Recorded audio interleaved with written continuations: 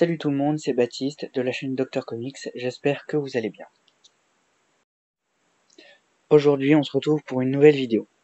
J'ai décidé de vous faire une review sur l'anthologie Je suis Stan Lee. Donc pour cette vidéo je vous raconterai très rapidement la vie de Stan Lee, je vous expliquerai pourquoi Panini Comics a fait cette anthologie et je vous donnerai mon avis dessus.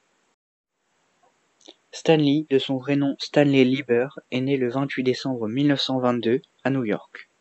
Il est mort le 12 novembre 2018 à 95 ans, suite à une insuffisance cardiaque et respiratoire.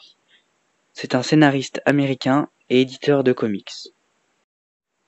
Son nom est forcément associé à Marvel Comics, pour lequel il a co-créé de nombreux personnages, comme Spider-Man, Hulk, les 4 Fantastiques, les Avengers et beaucoup d'autres. À partir des années 1960, ces séries ont propulsé Marvel Comics au rang d'une société multimédia universelle. Stan Lee est rentré chez Marvel très jeune. En effet, il y est rentré en 1940 à seulement 18 ans. Il était homme à tout faire. En 1941, il publie sa première œuvre dans le comics Captain America.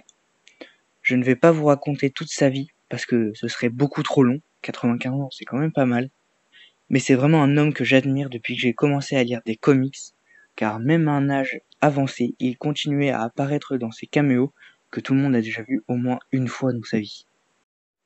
Lorsqu'il est mort, Panini Comics, qui dirige les publications de Marvel en France, a décidé de sortir une anthologie, comme il a fait avec les héros Marvel les plus connus.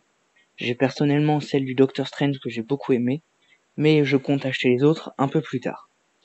Mais cette fois, ils l'ont fait pour le très célèbre Stan The Man Lee, comme il se surnommait lui-même. Je me suis donc empressé de l'acheter. Cette anthologie regroupe les récits cultes de Lee, comme notamment la création de Spider-Man, des 4 Fantastiques et des X-Men. D'autres histoires sont aussi dedans, comme le réveil de Captain America parmi les Vengeurs. N'hésitez pas à aller voir ma vidéo précédente si vous ne savez pas de quoi je parle.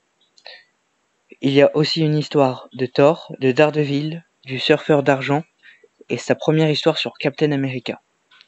On peut aussi lire une histoire où Spider-Man et Stan Lee discutent des problèmes du Chaser.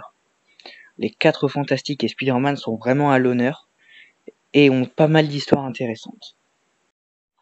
Les 3 premières histoires sont des récits courts de science-fiction horreur avec des loups-garous, un soldat qui perd ses parents et une jeune femme qui aide son ami. Ces récits sont rapides, simples, mais très efficaces. Je ne vais pas vous faire une review sur chaque récit dans cette anthologie parce que ce serait très long et pas très intéressant pour vous. En gros, j'ai vraiment beaucoup aimé ce livre qui comporte des récits vraiment géniaux, peu importe le héros ou le groupe.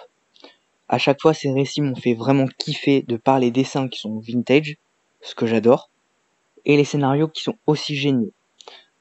Les histoires sont très différentes pour chaque héros, et elles montrent la profondeur des actes de ces surhumains, et leurs réactions qui sont très humaines, en contraste. Le Silver Surfer, par exemple, doit gagner de l'argent pour pouvoir franchir un portail qui l'empêche de rentrer chez lui. Harry Osborn, le meilleur ami de Spider-Man, doit faire face à son addiction à la drogue alors que son ami n'est même pas au courant. Si vous le souhaitez, je pourrais faire une vidéo sur Stan Lee à part pour vous expliquer sa vie, mais je voulais vraiment vous parler de mon gros coup de cœur sur ce comics. J'espère que cette vidéo vous a plu. À bientôt, c'était le Dr Comics.